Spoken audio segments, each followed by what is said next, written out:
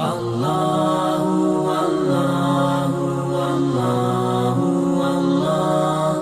Allahu, Allahu, Allahu, Allah. Assalamu alaikum wa rahmatullah. Bismillah ar-Rahman ar-Rahim. Alhamdulillahi Rabbil Alameen. Wa ashhadu an la ilaha illallah wahdahu la sharika lah. Wa anna Muhammadan abduhu wa rasuluh. Sallallahu alayhi wa ala alihi wa sahbihi ajma'in. Amma ba'd. So we are in the 8th year of the Hijrah, in the month of Safar, which is the second month of the Islamic calendar.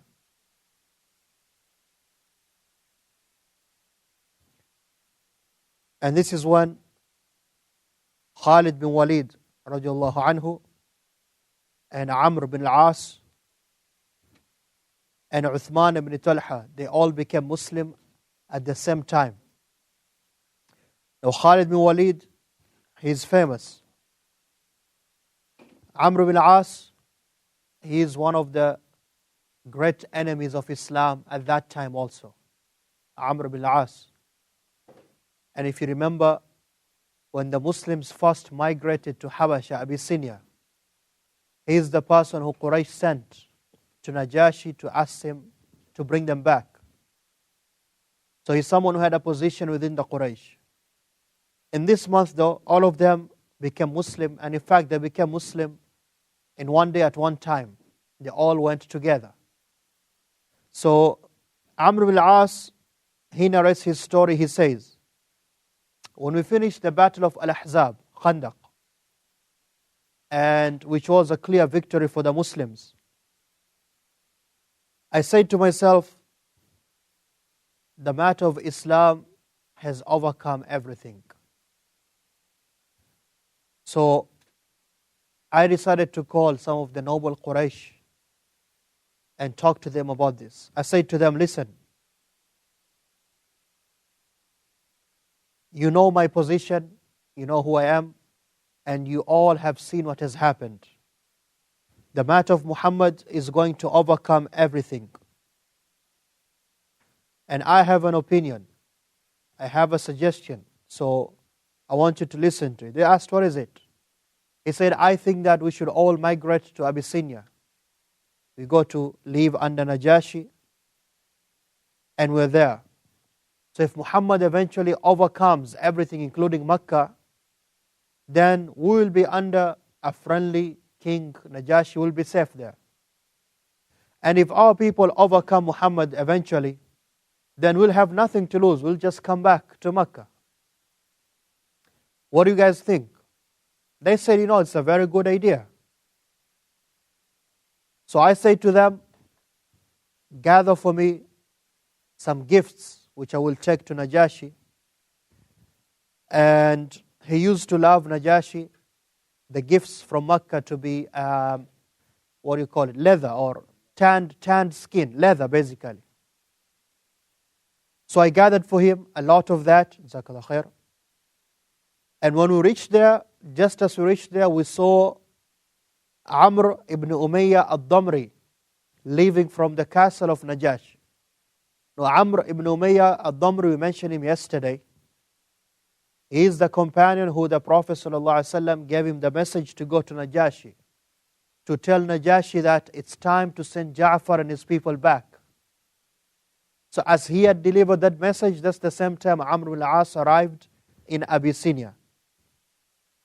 So I said to my friends, this is Amr bin Umayyah, and if I can go right now to Najashi and ask him to give me this man who's a Muslim, an enemy, so I can just cut off his head, then at least the Quraysh in Makkah will give us more respect for us leaving.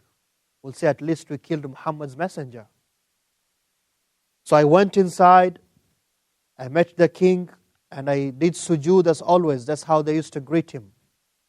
And remember, Amr is not a Muslim. And he said, Marhaban bi Sadiqi, welcome my friend. Did you bring any gifts for me this time? He said, yes, I brought exactly what you like. So I show him the leather skins which I brought, and he was very happy. And then I said to him, Ayyuha al-Malik, O king, this man who just left from your courtyard, I know him. He is a messenger of our great enemy. So I wish you could just give me this man so I can kill him. And then our noble people will be very happy with you. Amri says, فَغَضِبَ النَّجَاشِيُّ He became very angry. And Najashi, such that he slapped himself or he struck himself. I thought that he would break his own nose. That's how angry he was. And I wish that time the earth will open for me to go inside. Remember, he's talking to a king. Right? And he said to him in a very angry voice, you ask me to give you a messenger of someone. Someone who the great angel goes to him. The same angel used to go to Musa.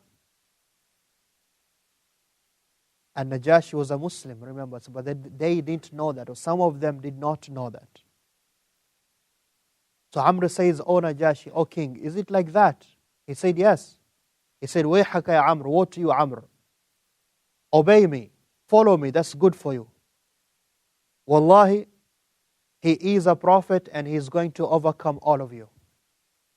Just like Musa overcame Fir'aun and his troops. So Amr says, that is when I decided to become a Muslim.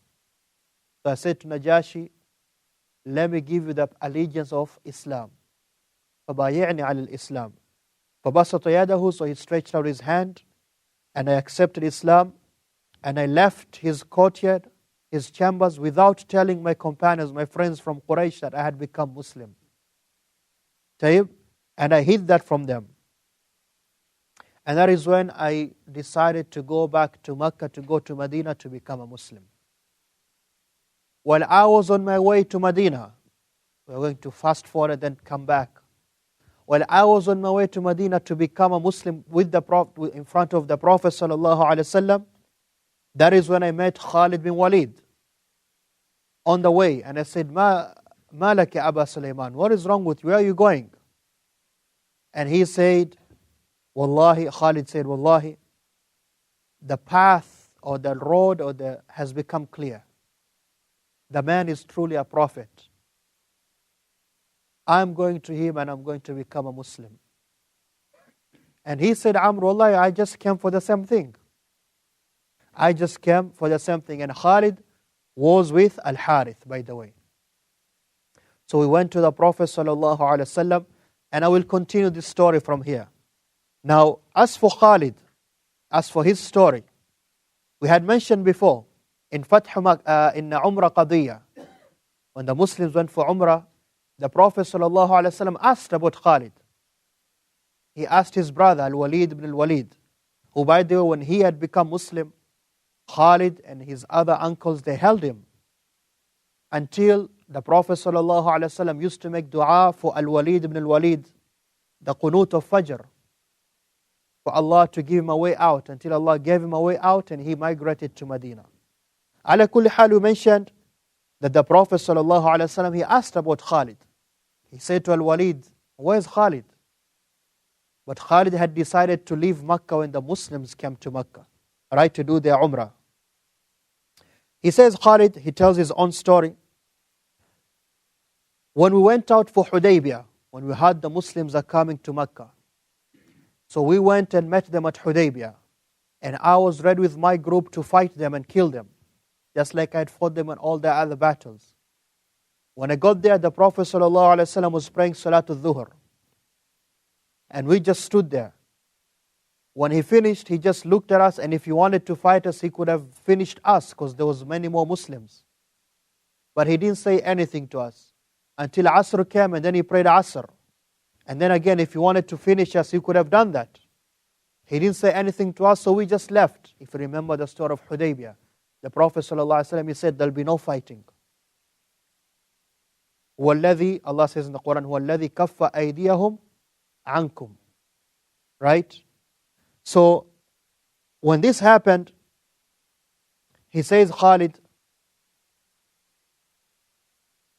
and then the treaty happened. The Quraysh did the treaty with the Prophet ﷺ and the Muslims. I said to myself, فَمَاذَا بَقِيَ? What is left? Because now this is a show that we have accepted them. And it's just a matter of time they're going to overcome us. So I said to myself, maybe I should go to An-Najashi. But how can I go to An-Najashi when he already is a Muslim himself? And then I said to myself, maybe I can go to Hijrah.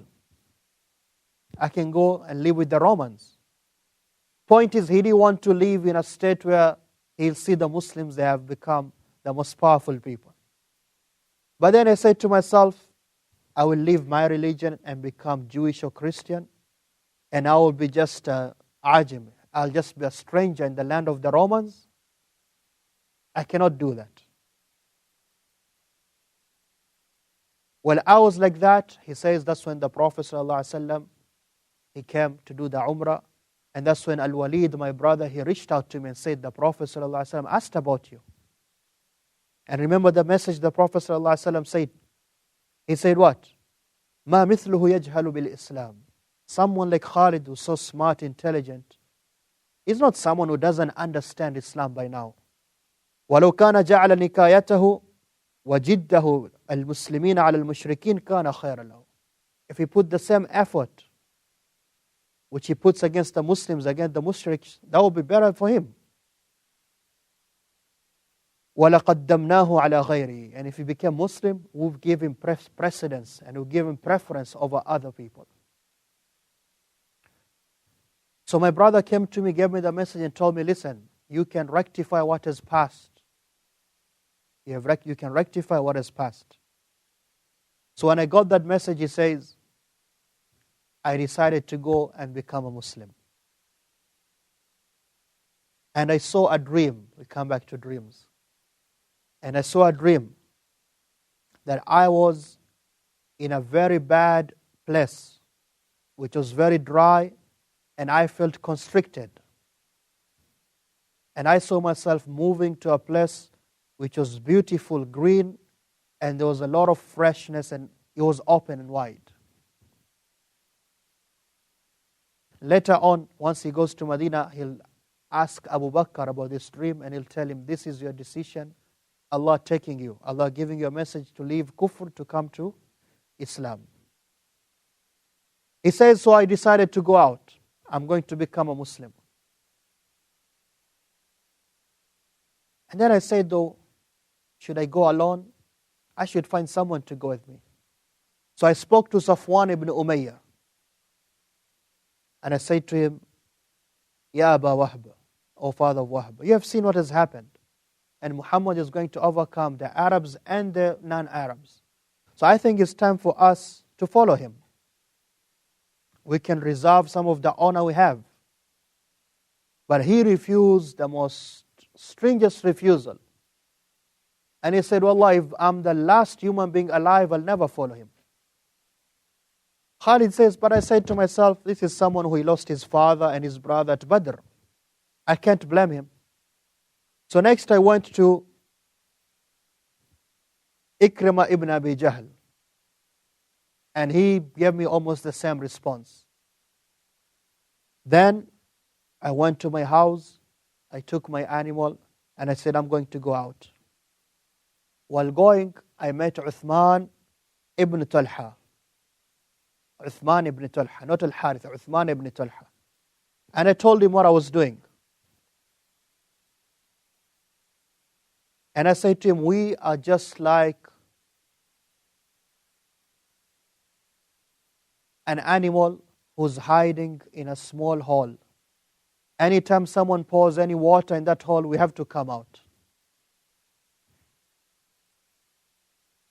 And I said to him the same message I said to Safwan ibn Umayyah and Ikrimah ibn Abi Jahl. And he said, you know what? I will go with you tomorrow. I want to become Muslim also. So we arranged to meet at the place called Ya'jaj. Remember the same hill where the Muslims left their weapons when they went for the Umrah. And I said to him, if you go there before me and I don't come for a few hours, you should leave. And the same for you. But when he went there after Fajr, they met and they set out to Medina. Now on the way to Medina, that's where they meet Amr bin al-As, who is coming from Habasha, and the three of them met.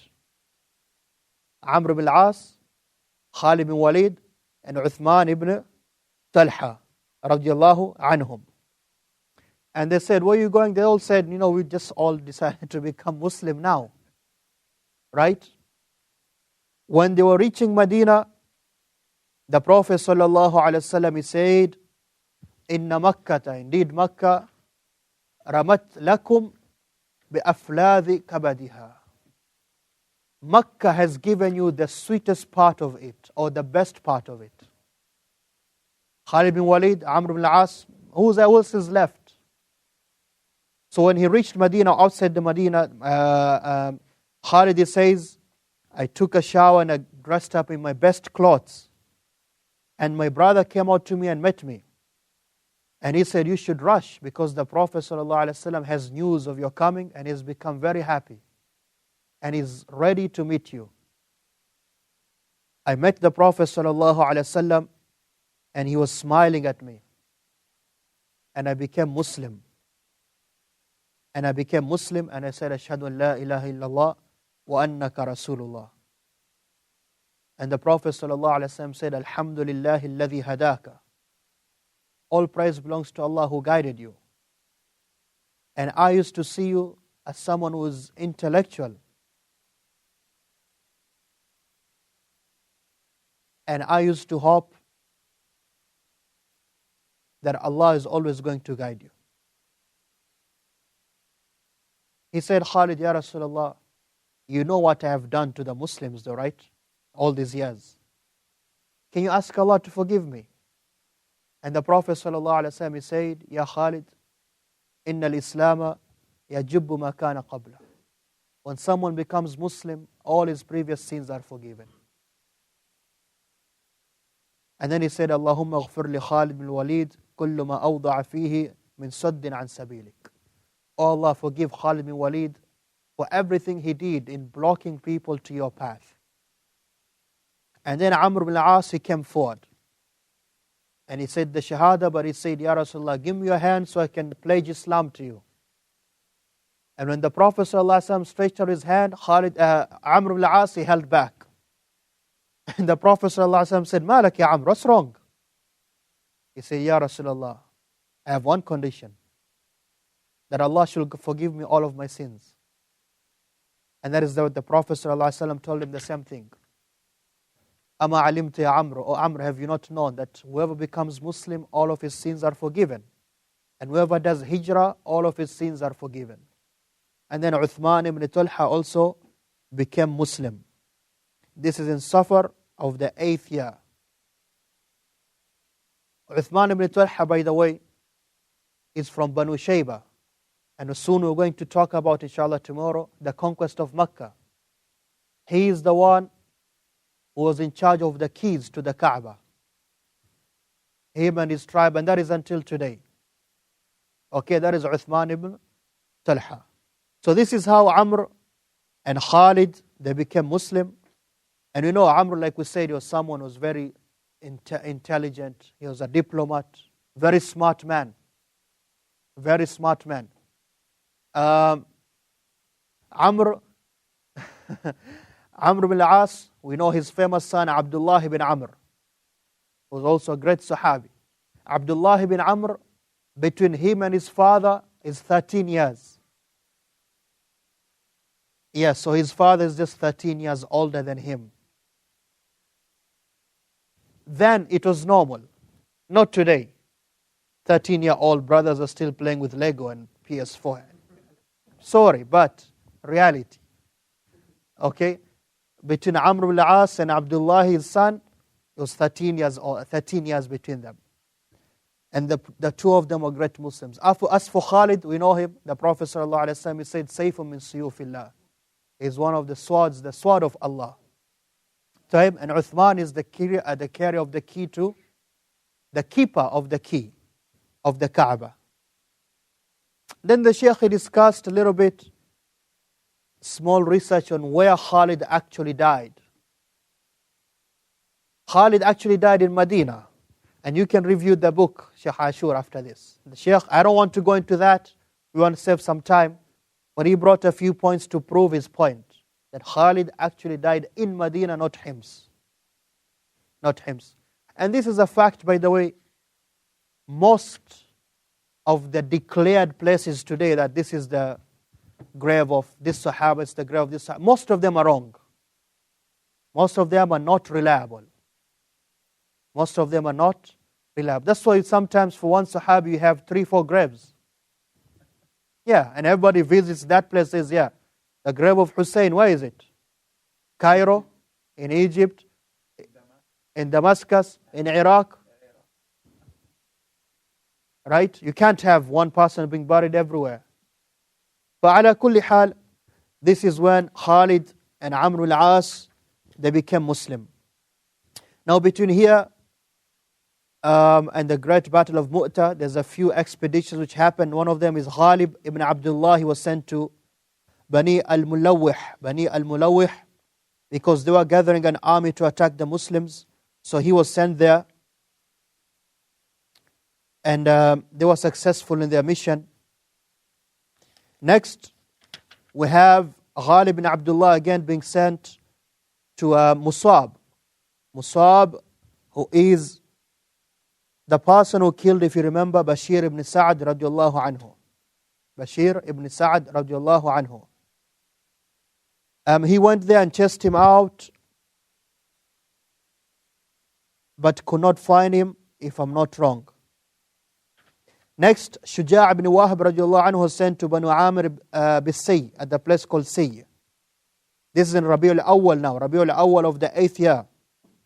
Shuja' ibn Wahab al-Asadi, he went out with 24 men to a group of the tribe of Hawazan. The tribe of Hawazan. And they came back successful with a lot of wealth, as mentioned in the hadith in Sahih Bukhari and Muslim by Abdullah bin Umar. And then Ka'b ibn Umayr was sent to That Atlah in Rabi' al-Awwal again of the 8th year. That Atlah, which is closer to Sham. 25 men went out there. And again they were successful, and they came back to the Prophet sallallahu alaihi wasallam.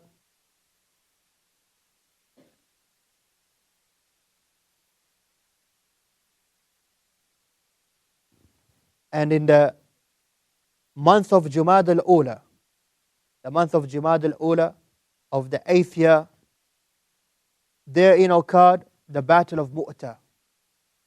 The Battle of Mu'tah. Mu'tah is a place which back then was considered Sham, under the Ghassanid Empire, which was under the Roman Empire or the Byzantine Empire.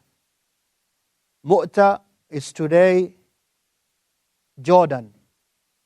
Mu'tah is today Jordan, the country called Jordan. Okay? And the reason of this battle was that, as we have seen, the Romans had started to, and their governors had started to attack the Muslims.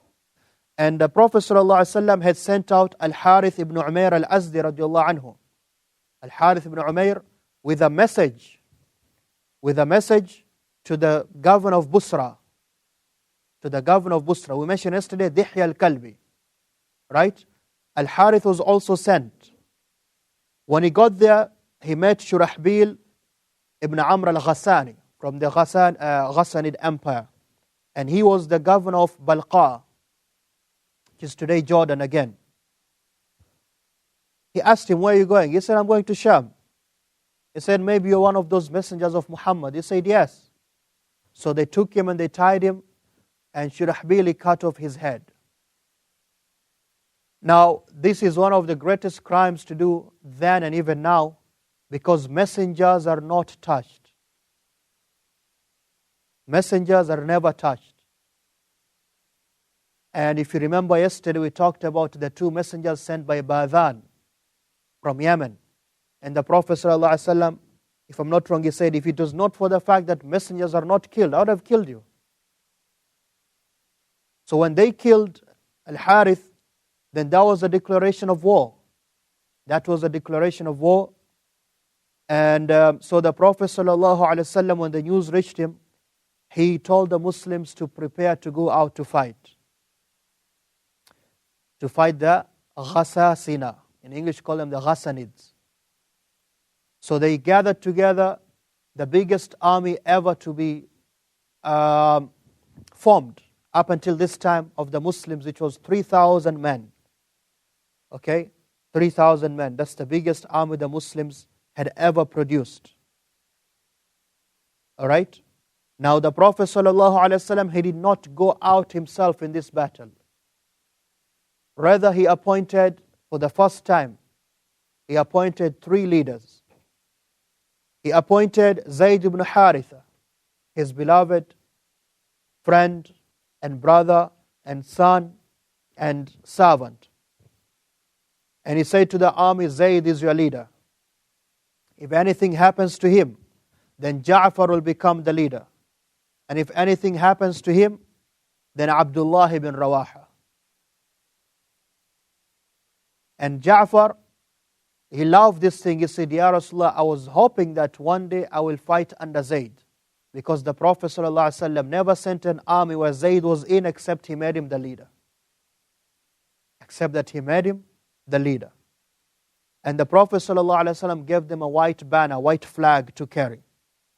He told them, go out to the place where they killed Al-Harith ibn Amr, or Umair, Al-Harith ibn Umair, and call those people to Islam. Call those people to Islam. If they accept, that is good. If they refuse, then fight them. If they refuse, then fight them.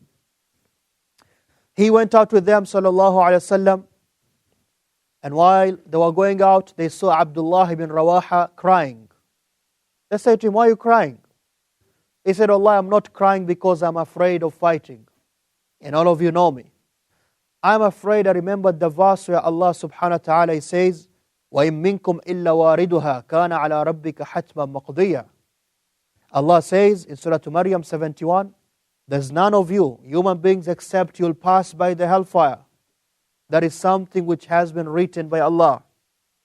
He said, Allah said, I'm going to pass. I don't know how I'm going to be successful or I'll be thrown into the hellfire.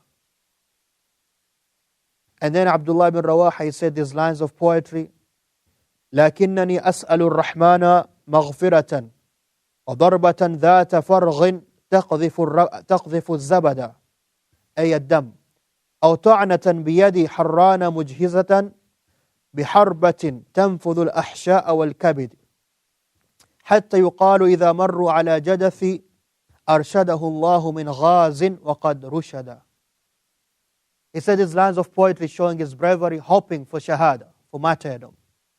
And then he went to the Prophet ﷺ to say goodbye to him and said, فَثَبَّتَ اللَّهُ مَا آتَاكَ مِنْ حُسْنٍ تَثْبِيتَ مُوسَى وَنَصْرًا كَالَّذِي نُصِرُوا إِنِّي تَفَرَّسْتُ فِيكَ الْخَيْرَ أَعْرِفُهُ وَاللَّهُ يَعْلَمُ أَنَّ مَا خَانَنِ الْبَصَرُ أَنْتَ الرَّسُولُ وَمَنْ يُحْرَمْ شَفَاعَتَهُ يَوْمَ الْحِسَابِ قَدْ أَزْرَى بِهِ الْقَدَرُ. When the Prophet ﷺ, he heard these lines of poetry, he said to him, and may Allah also make you firm, O Ibn Rawaha. So he went out, but Ibn Rawaha, instead of going out, he stayed back. And the Prophet ﷺ, he sent out the army with this message. He said to them, أوصيكم بتقوى الله, I counsel you to fear Allah. وبمن معكم من المسلمين, and that you take care of the Muslims with you. أغزوا بسم الله, go fight in the name of Allah. Fight those who are enemies of Allah and your enemies in Sham. And you'll find there in people in their churches. You'll find people there in their monasteries who are staying away from you. They don't fight you, so stay away from them, don't touch them. And you'll find therein some people who have the devils on their heads. Those are the people you fight. Do not kill any woman. Do not touch any young boy or young girl. And do not touch any decrepit, senile old man or woman. Never cut any trees. And never uproot any vegetation. And do not destroy anyone's house. That is the code of conduct that is called of Islamic warfare. We have said over and over and over again, there's a greater goal. There's a greater goal. The armies of today, especially the biggest army in the world, our friends down south, the training which the soldiers they're given is they keep chanting, rape, killing and pillage, meaning destroy everything. That is what they're trained to do. That gives you the difference and the distinction between that and what Islamic say, or what is the Islamic way, afwan. Abdullah bin Rawaha, anyway, he stayed back. He said, you know what? Today is Friday. I have to pray Jum'ah with the Prophet ﷺ, and then I'm going to go catch up with them. So after Jum'ah, the Prophet ﷺ saw him. He said, you didn't go out. He said, Ya Rasulullah, I said, I'm going to pray Friday with you.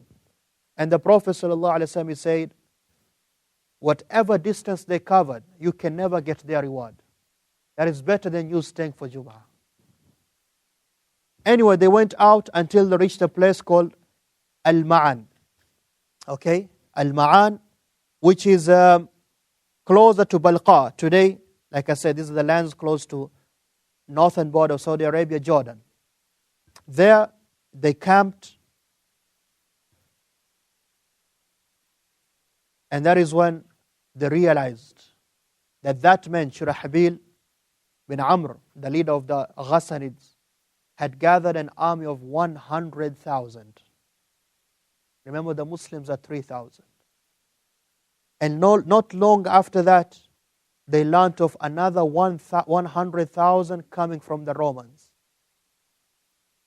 And this is when they proved that Raheequl was not a Muslim, because he sent the army of the 100,000. So they got to realize that they were facing an army of 200,000. How many were they? 3,000. You can do the math and the ratio of that. Yes. That is when the Muslims, they had a meeting. They had a meeting of what they are supposed to do now at this place called Ma'an. And after everyone talked, Abdullah ibn Rawaha, who had caught up with them, he stood up and said, Ya qawm, O people, wallahi, by Allah, that thing which you dislike right now is the same thing which you came out for. Ash-shahada, dying for the sake of Allah. And we do not fight people because of our strength and our arms and our weapons.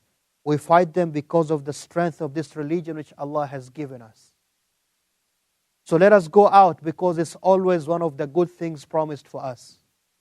Either we're going to win or we're going to be honored as shuhada, martyrs. So they set out and decided to fight. They went to a place which is now called, as we know it, Mu'tah. That is where they camped. And that is when they met this army of 200,000 men from the Ghassanids and the Romans, the Byzantines. And Zayd, who was the head of the army, he put on the right wing of the army Qutbah ibn Qatada al-Adhri radiallahu anhu, or al-Udhri radiallahu anhu, and the left wing was under Ubayyata ibn Malik al-Ansari radiallahu anhu. The fighting started. Heavy fighting, as you can imagine. Heavy fighting, as you can imagine, 3,000 men fighting 200,000. And it has never been seen in the life of the Prophet ﷺ a war like this war. A war like this war. And in this war, there were some strange things, strange, amazing miracles which happened. And one of them was that the Prophet ﷺ, while in Medina, Allah used to give him the wahy of exactly what is happening, as it was happening in the fields of Mu'tah. Okay? Zayd ibn Harith, he fought as a leader with great valor and courage until he was lanced with a spear and he was killed.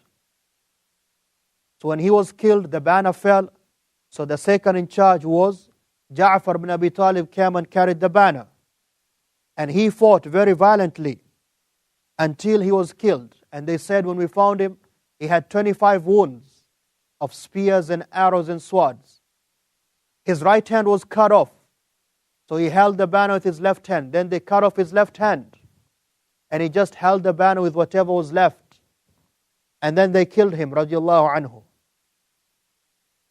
That is why Allah subhanahu wa ta'ala, He substituted for him 2 wings in Jannah. Allah gave him for his hands 2 wings in Jannah. And that is why the Prophet sallallahu alaihi wasallam, he told his young nephews, the sons of Ja'far, your father, Allah has given him wings. That's why he's called Ja'far at-Tayyar. He is flying in Jannah. And he used to call Abdullah ibn Ja'far, the Prophet sallallahu alaihi wasallam, Ya ibn dhal janahayn, O you son of the one who has 2 wings. But this is Ja'far, he was killed also, radiallahu anhu. So when he was killed, obviously the command of the Prophet ﷺ was that Abdullah ibn Rawaha will be the one in command. When Abdullah ibn Rawaha he saw this, he said these lines of poetry. Ya habbadha al-jannatu waqtirabuha tayyibatun wa baridun sharabuha والروم قد دنا عذابها كافرة بعيدة أنسابها علي إن لاقيتها ضرابها.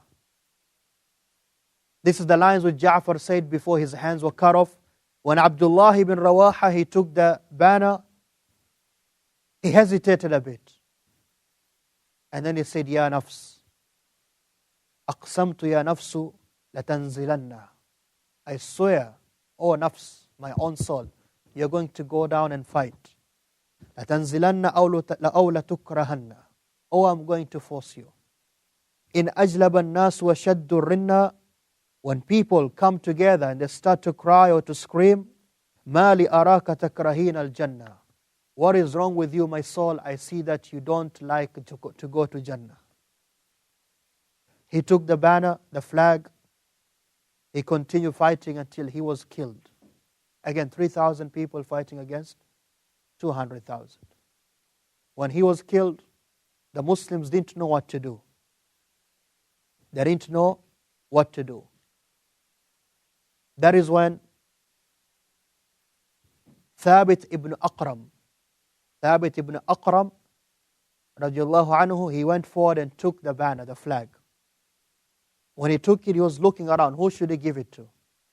And he saw Khalid bin Walid. And this is the first battle Khalid bin Walid participates as a Muslim. And he knew that this is the most qualified man in this state especially. So he gave it to Khalid, who as usual was a great warrior. And the Prophet ﷺ in Medina, he started to explain. He called all the people in the Masjid, saying to them, this is what is happening in Mu'tah. That Zayd, he led them until he was killed. And then Ja'far took the banner until they cut off all of his hands. And then Abdullah ibn Rawaha took it and they killed him. And then now the Muslims are under sayfun min suyufillah. They are under the sword from the swords of Allah. So Khalid, he started to reorganize the army. One narration says this after the whole day of fighting had passed. The second day, Khalid said, I'm going to reorganize everything. The right side, the right wing, they were taken to the left was taken to the right. The people at the back, they moved to the fort, the people at the fort moved to the back. So when they came the next day, the Romans saw them, they saw new faces. They said, oh, these guys, they got new support. We can't keep fighting these guys. And they started fighting, and Khalid strategically started to retreat. Because again, 3,000 people fighting against 200,000. And he managed to take back that army until the Romans stopped fighting and they went their way and the Muslims returned to Medina. Khalid says, on that day, the battle of Mu'tah, I had 9 swords which broke. That's how hard he was fighting. 9 of my swords which I was fighting with, they broke. That's how hard he was fighting. Radiallahu anhum. And which shows you that the Muslims killed a lot of those enemies. The Prophet ﷺ, he explaining this while in Medina, and the Muslims are pulling out, and they managed to sustain very little loss. Less than 20 Muslims were killed. Less than 20 Muslims were killed. But this was a victory, because the Prophet ﷺ, he said, حتى أخذت الراية سيف من سيوف الله, until the banner was carried by the sword of the swords of Allah. ثم فتح الله عليه, and Allah gave him victory. Why was it a victory? Because if you're an army of 200,000 and you cannot defeat an army of 3,000, they won. Especially this small group, if you remember that man, the leader of Busra, that time when he was sent the message of the Prophet ﷺ. He said, who are these people? I'm just going to crush them. This was a statement now. The Muslims were already defeating the Romans. And remember, the Romans had defeated the Persians. So this was a victory for the Muslims. And it was a prelude of what is going to come after that. What is going to come after that.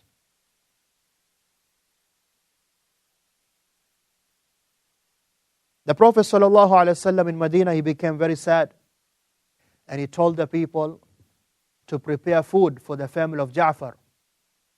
Because remember, Ja'far was very close to the Prophet ﷺ. It's only a few months since he came back. He came back. Asma bint Umays, she came, the widow of Ja'far, and the children of Ja'far, they look very sick and very weak. And he said, what's wrong with them? He said, they always have ayn. They always have evil eye. Should I do ruqya on them? He said, yes, do ruqya on them. Ja'far ibn Abi Talib, radiallahu anhu, as you know, the shuhada in Islam, they are buried where they die. That is how it is. So they were all buried in those lands. Allahu a'lam where they were buried. Abdullah bin Rawaha, Zayd bin Harith, and Ja'far ibn Abi Talib, radiallahu anhu. Some people come and say, Ya Rasulullah, they're crying for Ja'far, they keep crying. He said, let them cry, as long as there's no screaming and wailing. There's nothing wrong with crying for someone who died. And that is when he said it's not allowed for anyone to keep mourning for more than 3 days, except for the wife who lost her husband. Taib, this is the battle of Mu'tah.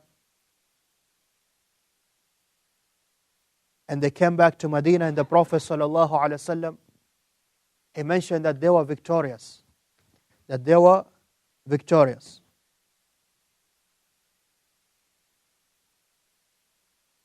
After this,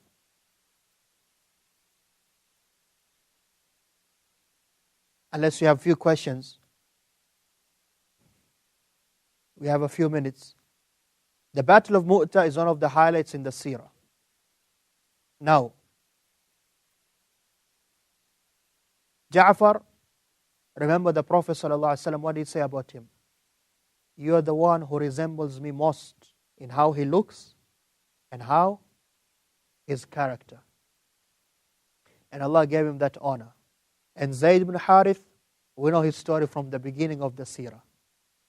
How the Prophet ﷺ used to love him and his son, Usama. And Abdullah bin Rawaha, we have seen what he did. Now, after this, there's 2 or 3 things we should discuss quickly. There's the battle of Dhatus Salasil.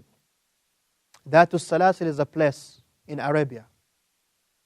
This battle, the Prophet ﷺ, he got news that tribes from the bigger tribe of Quda'a, they were gathering to go fight the Muslims in Medina.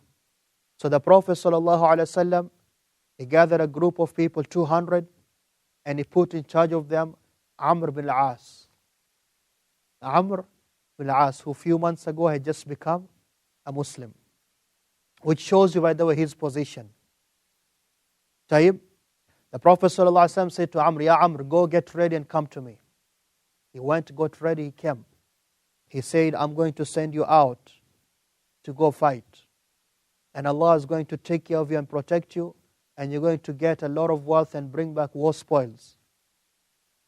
Amr, when he heard this, he said, Ya Rasulullah, I did not become Muslim because of wealth. I don't want that. Rather, I became Muslim because I knew it was the truth and to help your religion. And the Prophet ﷺ said, Ya Amr, ni'imma bil mal salih lil rajul salih. How beautiful it is for a righteous man to have wealth. When a righteous man has wealth, what does he do? He uses it in good. So there's nothing wrong with that. There's nothing wrong with that. He gave him a banner, a white flag, with 300 men from the Muhajirun and the Ansar, and he left. He left. When he reached the place, he found that those people were lots of them. They had a huge army. So Amr, he sent back Rafi' ibn Makith al-Juhani radiallahu anhu to give a message to the Prophet ﷺ that we need support, we need few more troops. So the Prophet ﷺ, he sent out 200 men under the command of Abu Ubaidah ibn al-Jarrah. And under him was Abu Bakr and Umar. Abu Ubaidah ibn al-Jarrah, and under him was Abu Bakr and Umar. And he said to him, go and meet Amr. Go and meet Amr. And when you meet him,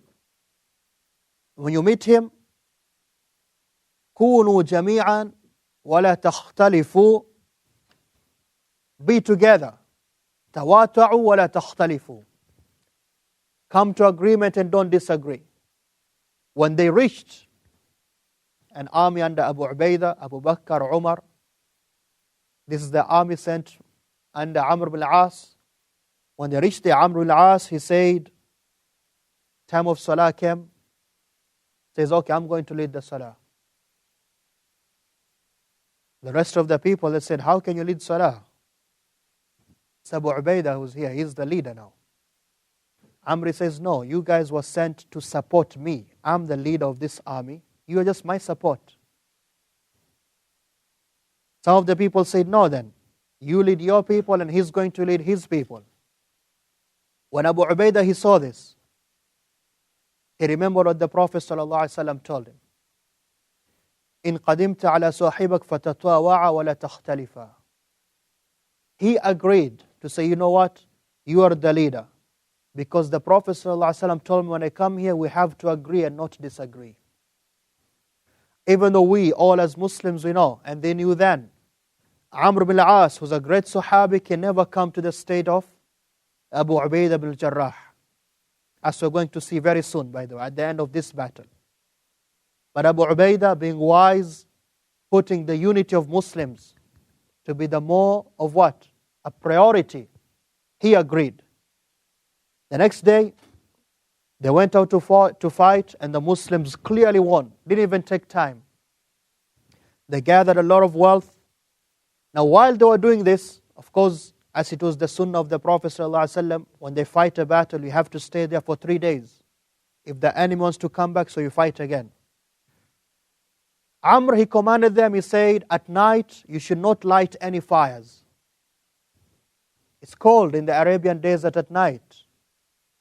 Don't light any fires. So Umar, he said, what is this? And then when they were winning, he told them, don't chase the enemy. Let them go. And one of those nights when he woke up, he had a wet dream. And since he's the Amir, he has to lead them in Salah. He was in a state of Janaba. So he just washed himself, did wudu, and then prayed. So when they came back to the Prophet ﷺ, they said, what is happening? They had to complain. The Prophet ﷺ said, how do you find Amr as your leader? He said, Ya Rasulullah. First of all, he said, no lights, no fire at night. Second, he said, don't chase the enemy. And he led us in Salah in a state of Janaba. So the Prophet ﷺ, we called Amr. He said, Ya Amr, why did you do that? He said, Ya Rasulullah, I told them not to light the fires because the enemy would see how small of an army we are. Right? Because remember, there are what? 300 men and then 200 men, 500 men. How many fires can you light? One fire is what? 7, 8 people? You look like a very small army. Strategy. Next, I said don't chase the enemy because I knew I had a good feeling that those people, they had support, backup on the other side. If we chase them, I feared we'll all be killed. And I had to pray like that because it's cold, I couldn't take a bath. And Allah says, وَلَا تَقْتُلُوا أَنفُسَكُمْ, don't kill yourselves. So the Prophet ﷺ, he smiled and he laughed. Which shows Amr ibn al-As radiallahu anhu was qualified to be a leader. When Amr, he saw this though, he got close to the Prophet ﷺ and said, Ya Rasulullah. See, and he thought that this is very good, I have a position. In fact, Abu Ubaidah was put under me, Abu Bakr, Umar, and then the Prophet ﷺ agreed to everything I did. He said, Ya Rasulullah, man ahabbu an-nas ilayk? Tell me, who's the most beloved person to you? And the Prophet ﷺ said to him, Aisha. No hesitation. Aisha. He said, La la la, min al-rijal, I'm asking from the man. And the Prophet ﷺ, he said, Abuha, her father. He said, okay, then who? He said, then Umar. He said, I didn't want to ask then who, because then he'll mention other people, not me. And one narration he says, he asked and then who, and then the Prophet ﷺ said, Abu Ubaidah ibn al-Jarrah. Abu Ubaidah has a great position, as we know. In fact, Aisha radiallahu anha, when she was asked after the Prophet ﷺ died, if the Prophet was to appoint a leader, who would he appoint? He said, either Abu Bakr or Umar or Abu Ubaidah. Amir ibn al-Jarrah radiallahu anhu. This is the battle of Dhatu as-Salasil. Dhatu as-Salasil. طيب. After this, the Prophet ﷺ, he sent Abu Qatada to the place called Hijrah. To the place called Hijrah, and Abu Qatada, his name is Al-Harith ibn Rabi'i radiallahu anhu. 25 men, they went to the place called Hijrah because of the tribe of Ghatafan. Again, the tribe of Ghatafan. He surrounded them and he fought with them and killed most of them, and they came back with a lot of wealth, almost over 200 camels and 1,000 sheep and goats. 1,000 sheep and goats and a lot of slaves or captives. And everyone was given at least 10 camels, and I think 10 goats or sheep, if I'm not wrong. And they had gone there for 15 days. They had gone there for 15 days. They stayed there for 15 days. And then came the funny story of the Sahaba called Abdullah ibn Hadrad. Abdullah ibn Hadrad, radiallahu anhu, he was sent to the place called Ghaba. Abdullah ibn Hadrad, he was sent because Rifa'a ibn Qais, or Qais ibn Rifa'a, one of them, he had tried to gather all the tribes to come fight the Prophet sallallahu alaihi wasallam. So the Prophet sallallahu alaihi wasallam had sent out Abdullah ibn Hadrad to go fight him. And before that, Abdullah had come to the Prophet sallallahu alaihi wasallam to seek some help. He said, Ya Rasulullah, before this battle and this expedition, he said, I just got married and we agreed on a dowry which I cannot pay now. It's a lot of money. Prophet ﷺ said, how much? He said, 200 dirham, 200 dirhams of gold. And the Prophet ﷺ said, what is wrong with you? Why would you do that? That is not something to do. I have nothing to give you. So when this battle came, he put him in charge. Abdullah bin Hadrad, he went out and they were successful. When they came back, the Prophet ﷺ gave him something to go pay back his mahr. And then also Abu Qatada was sent to the place called Idam. The place called Idam. And this is very important. This is the famous story. They went out. Again, Abdullah bin Hadrad, Muhalla bin Juthama bin Qais. This is the beginning of Ramadan of the 8th year. Ramadan of the 8th year. When they reached the place called Idam, they met the man called Amir ibn al-Adbat. When they saw him, Amir gave them salam, said assalamu alaikum. But they said, no, he's not a Muslim, he's just acting. They went and they killed him. And they took his sheep, he had sheep with him. When they came to the Prophet ﷺ, he said, you killed him when he said, I'm a Muslim to you. They said, Ya Rasulullah, he's just hiding, he's not a Muslim. And he said the same thing he said to them to Usama. Did you open his heart? And that is when Allah subhanahu wa ta'ala, He revealed the verse in Surah An-Nisa, Ya ayyuha alladhina amanu idha darabtum fi sabilillahi fatabayyanu. O you who believe, when you're traveling in the path of Allah, fighting or whatnot, then be people who seek clarification. Verify. فَتَبَيَّنُوا وَلَا تَقُولُوا لِمَنْ أَلْقَى إِلَيْكُمُ السَّلَامَ لَسْتَ مُؤْمِنًا. And do not say, never say to the people who give you salam and say, I'm a Muslim, say to them, no, you're not Muslim. Why? تَبْتَغُونَ عَرَضُ الْحَيَاةِ الدُّنْيَا. Because you want some things of the dunya. وَعِنْدَ اللَّهِ فَعِنْدَ اللَّهِ مَغَانِمُ كَثِيرًا. And Allah has a lot of things to give you. كَذَلِكَ كُنْتُم مِّن قَبْلُ فَمَنَّ اللَّهُ عَلَيْكُمْ فَتَبَيَّنُوا. You were like that also. It's very important. You were like that also not far ago. So verify. إِنَّ اللَّهَ كَانَ بِمَا تَعْمَلُونَ خَبِيرًا. Indeed Allah, He is all aware of what you do. The Prophet ﷺ, he took some wealth and he paid blood money. This is Surah An-Nisa 94. This verse is very important. This story is very important. The part where Allah says, كَذَلِكَ كُنْتُم مِّن قَبْلُ فَمَنَّ اللَّهُ عَلَيْكُمْ. You were like that not long ago. Imagine if you were like that, a new Muslim, and a group of Muslims met you and you said, Assalamu alaikum, a Muslim. They say, no, we don't know, you're not Muslim. Then they killed you. That's not how a Muslim is. And I want to bring this into our little society today, where a few brothers and sisters, you started practicing yesterday, 2 years ago, you didn't even know Tahara properly, and today you became the best, greatest Muslim in Ottawa. And everybody is mubtada', is an innovator who's lost. And you're the only one who's a true Muslim. And don't go to this masjid, don't listen to that sheikh, don't go to him, leave him, he's lost. Habib, you didn't know Tahara last year. That is a very sad thing. It's a very sad thing. كَذَلِكَ كُنْتُم مِّن قَبْلُ.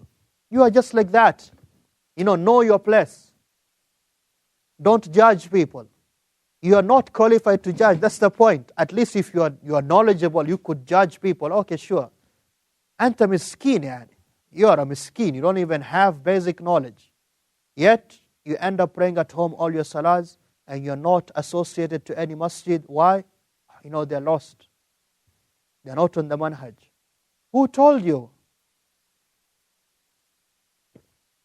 Oh, I touched a nerve. I'm going to touch two now. This is a big problem. A big problem. That is not how a Muslim is. We live in the West. You're surrounded by kufr. You eat kufr. You drink kufr. You breathe kufr. The least you can do is not weaken the Muslims. Especially the good Muslims who try to tell you, I try to follow the right path. We're not talking about Muslims who are off. They go in their masjid and turn off the lights and chant, who. We're not talking about who. We're talking about good Muslims who actually try to practice the sunnah, and you want to remove everyone. Everyone is going to the hellfire except me. Who told you? This is a big problem. We're not saying people should not speak about those who are wrong. But we are saying, don't do it if it's not your part. And even if you're going to do it, don't overdo it, because you're passing the limits. You're passing the limits. You know why? Because then we come back to people accusing others of their intentions. He said, no, he didn't mean that. He just said it. He doesn't intend that. How do you know that you opened his heart? Same thing. Did you open his heart? So this is something very important. They were told, فَتَبَيَّنُوا. And they asked the Prophet ﷺ, can you seek forgiveness for us? The Prophet ﷺ said, no, I cannot seek forgiveness for you. This is something great, to kill another Muslim. The Prophet ﷺ, he said what? Whoever says to another Muslim, ya fasiq, you're an evil sinner, you are lost. فَقَتْلِهِ, that's like killing him. It's not something small. Anyway, this was the expedition of Abu Qatada to Al-Idam. Al-Idam, this is Ramadan of the 8th year. Ramadan of the 8th year, in which very soon the Quraysh and their allies are going to break the treaty they have with the Muslims.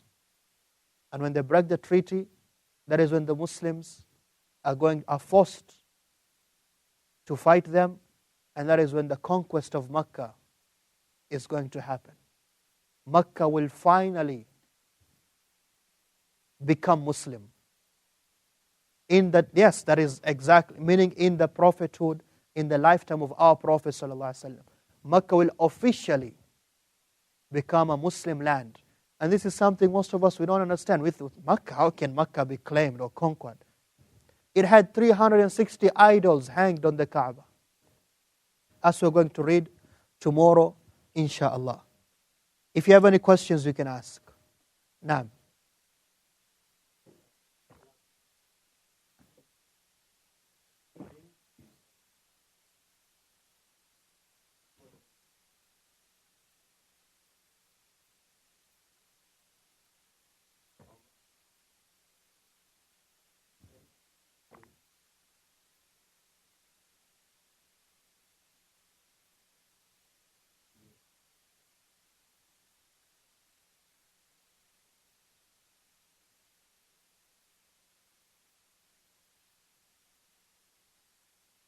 Yeah, that's a very good point.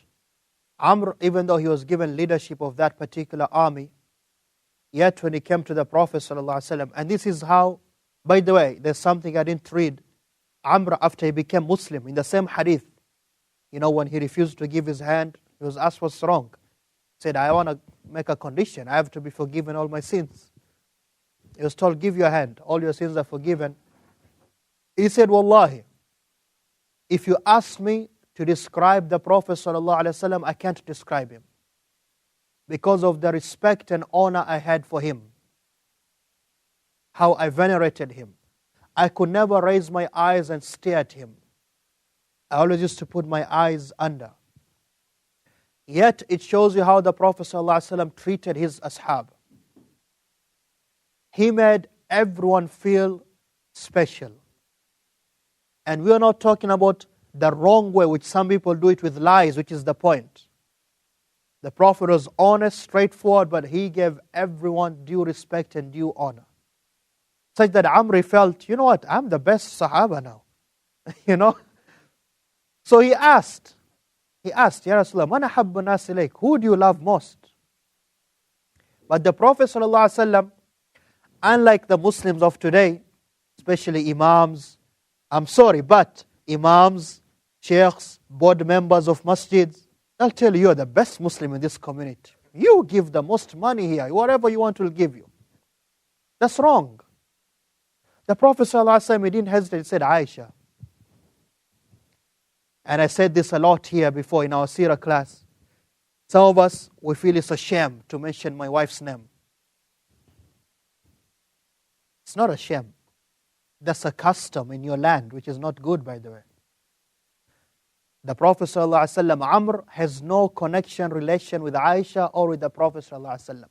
Yet when he asks, who's the person you love most? He says, Aisha. It's very open, everybody knows it. Very sincere, very honest. He says, no, from the man. He said, her father, Abu Bakr. Like we said, honesty in actions and honesty in dealings. That is how the true leader, that's how a good Muslim is supposed to be. And wallahi, when I was preparing for this class, this last whole week, this is one of the points which stuck to my mind. How difficult this is, that you treat everyone special. This is very difficult. It's very difficult. And that is why the Prophet ﷺ, he was the greatest human being. He was the greatest human being. As we're going to see more and more, the other Sahaba become Muslim. They'll say, I'm the best person. That is how the Prophet ﷺ used to deal with the people. Now, anybody else has a question?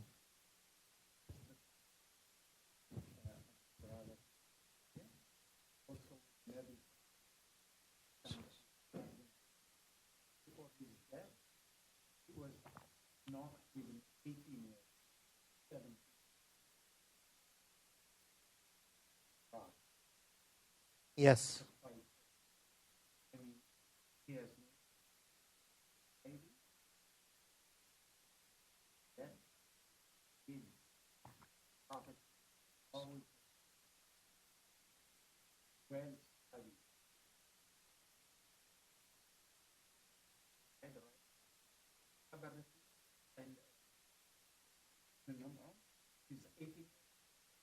But Abu Bakr said, I'm going to send him. Yeah, you can imagine, you're going to fight, like we said, the greatest army of the time. And you're sending an 18-year-old to be the leader. And under him is Abu Ubaidah and Khalid and, right? So it's obvious. The other older, well-experienced Sahaba, they say, I don't think it's a good idea. But he said, Radiallahu anhu, Abu Bakr, that is what the Prophet ﷺ wanted, and that's what we're going to do. But this shows you, and it's a point we talked about here when we mentioned Mus'ab ibn Umayr radiallahu anhu, when we mentioned Mu'adh and Mu'awwidh, the two brothers who killed Abu Jahl in Badr, right? They were all young people, yet they had the sense of responsibility, maturity, they were brave, and they were not held back. And this is the point we have today.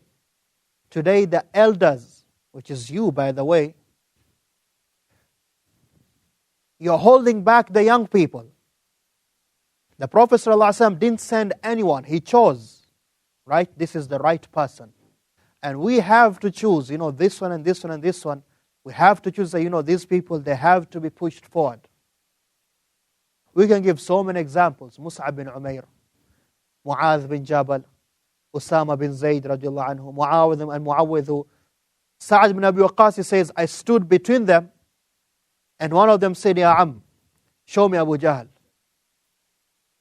And I looked at him, he was this young kid, yani. I said, what are you going to do with Abu Jahl? He says, I heard that he cursed the Prophet ﷺ, so I'm going to show him today. And I looked at the other one, he's young also. I said, I wished I was between two great people who are going to fight. Yet they are the people who killed Abu Jahl. Taib? And you can go down in the history of the Muslims, that is always what happened. Muhammad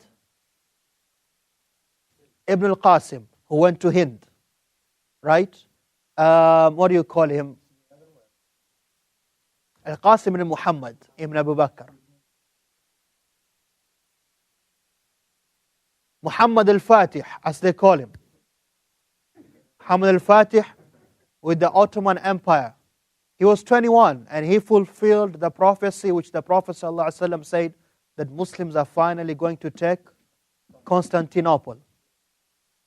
He was 21. Talha and Zubair. And you can give the example of Ibn Yazid bin Muawiyah. He was the first Amir of the army which crossed the ocean for the first time and took Cyprus. Today we call Cyprus. And. So don't hold back the young people. And the young people, don't hold back yourselves. You don't have to become 50 to become a leader. 50, you're about to die, man.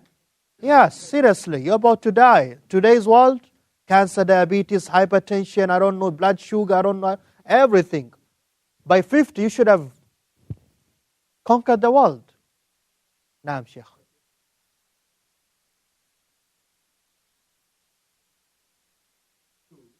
They have to choose the right one.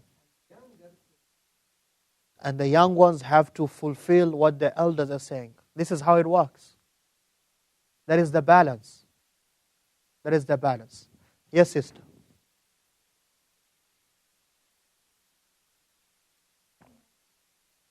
A bad dream is a dream which scares you. We also call them nightmares. Okay?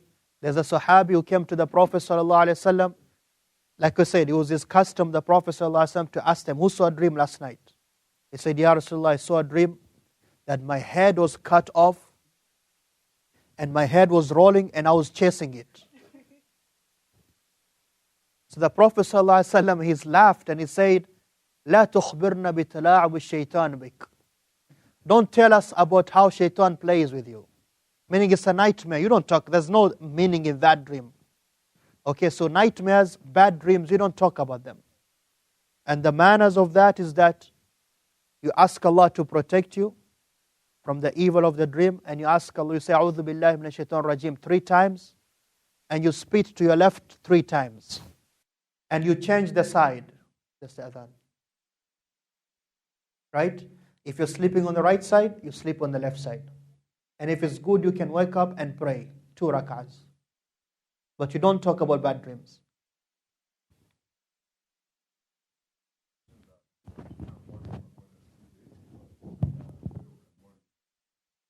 The widow, she mourns her husband for 4 months and 10 days. 4 months, 4 Islamic months, by the way. 4 Islamic months and 10 days.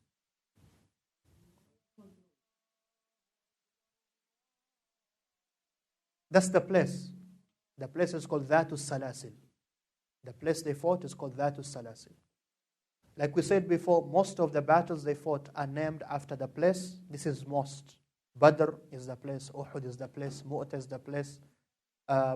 Or it's fought about, it's named, about something which happened.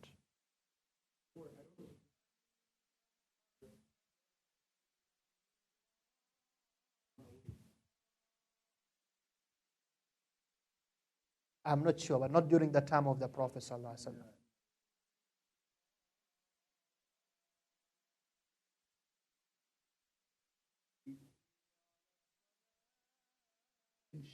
During the time of Umar.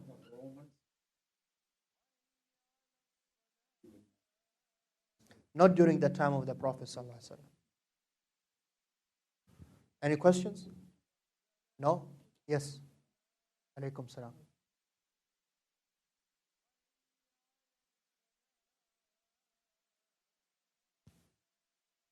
They said he used to have a servant who was Jewish servant, and he gave that comb to Labid ibn al-Asam. He used to have a Jewish servant boy who used to work in the house of the Prophet ﷺ, who took that comb when they did the sihr.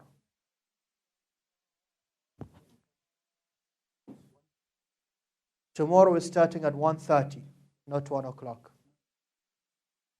If you have no more questions, we'll continue tomorrow. Insha'Allah. Subhanakallahumma wa bihamdika.